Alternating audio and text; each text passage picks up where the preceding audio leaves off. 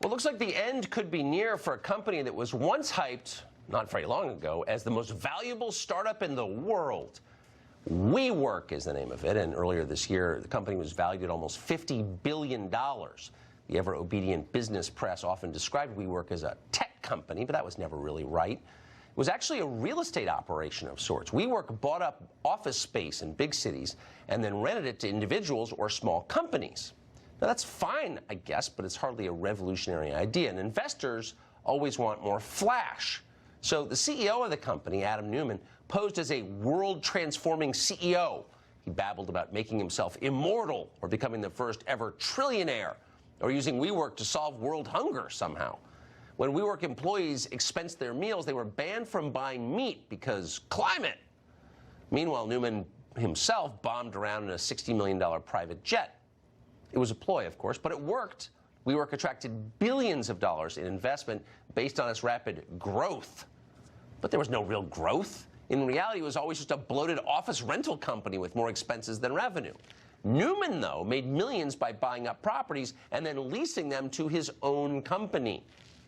In other words, WeWork looked a lot like an old-fashioned scam. But here's the most dispiriting part. It worked.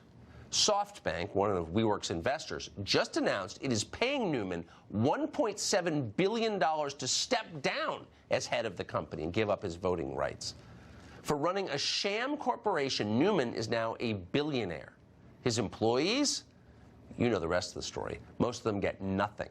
In fact, WeWork has postponed thousands of layoffs because it can't even afford to pay employees a severance package.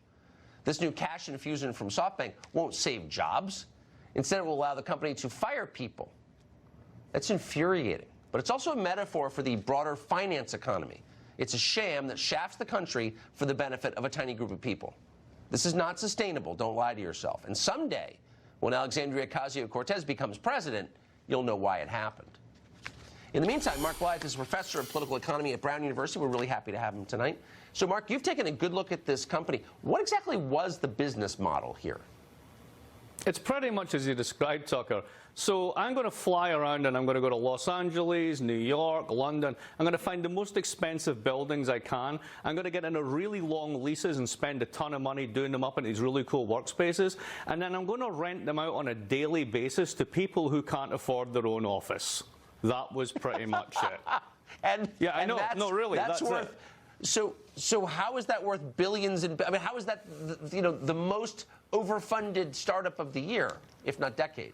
It's the same kind of unicorn Silicon Valley tech babble that we've been suffering for the past decade.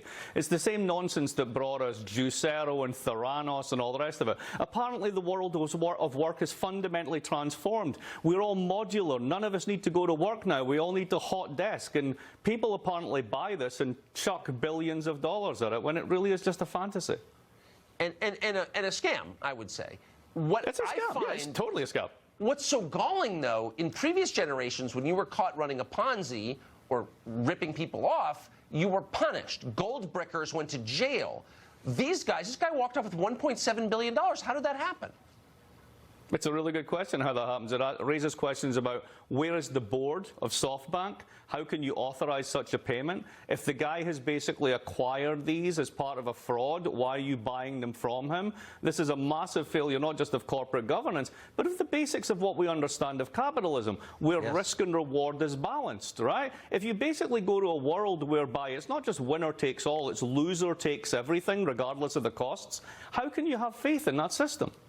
Well, you can't. And it's not just this guy who, and I will give him this, was quite a great actor. I mean, he was a flamboyant character, but Marissa Mayer at Yahoo, who had no discernible personality whatsoever, presided over the implosion of that company's value and walked off with more than $100 million. You see this all the time. How long can this continue?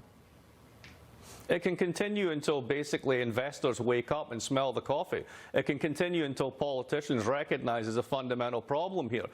Capitalism works best, and it does work very well sometimes, when not just risk and reward are balanced, but basic investment decisions made by lots of different people pay off for lots of different people. Right. If you have a world in which you've got a handful of people who have so much money they're personally too big to fail, they can fail and fail and fail again and invest in stupid stuff that has no value, that's a problem for the whole society.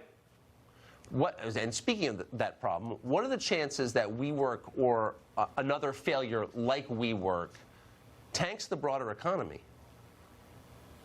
It could happen. We worry a lot about things like corporate debt and low interest rates.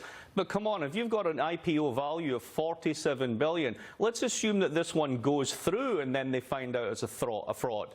Then what happens if the stock market finds out and everyone starts to dump it? The reverberations could be quite consequential. And as you also note, there's a lot of this stuff around. Let's remember Wells Fargo just a little while ago. Yeah. Let's remember all the other things that have been going on in the background. We kind of this stuff gets normalized, and that's really dangerous because that's why people lose faith. It's true, and also they get radical, and we're going to get a radical system unless we get this under control. I believe, Professor. It's great to